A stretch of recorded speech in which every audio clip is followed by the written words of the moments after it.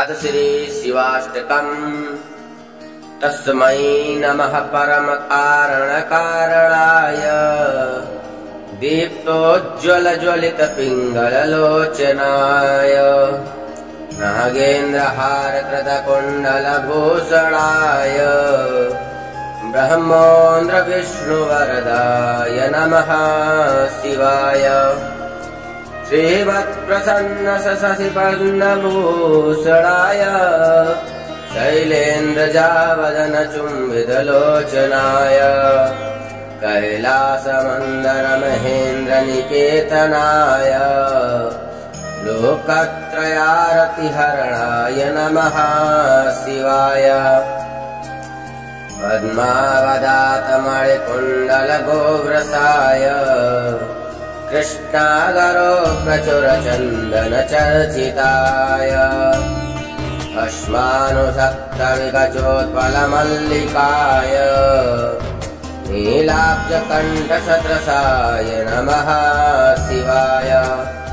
लम्बत्सपिङ्गलजटामुकटोत्कटाय दृष्टाङ्करालविकटोत्कटभैरवाय व्याघ्राजिनाम्बरधराय मनोहराय त्रैलोक्यनाथनमिताय नमः शिवाय।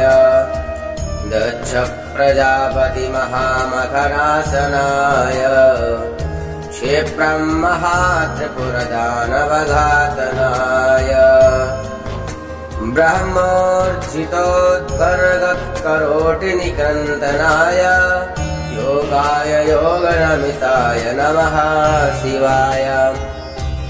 संसारसृष्टिघटना परिवर्तनाय रक्षः पिशाचगणसिद्धसमाकुलाय सिद्धोरग्रहग्रहणेन्द्रनिसेविताय शार्दूलजमर्वसनाय नमः शिवाय।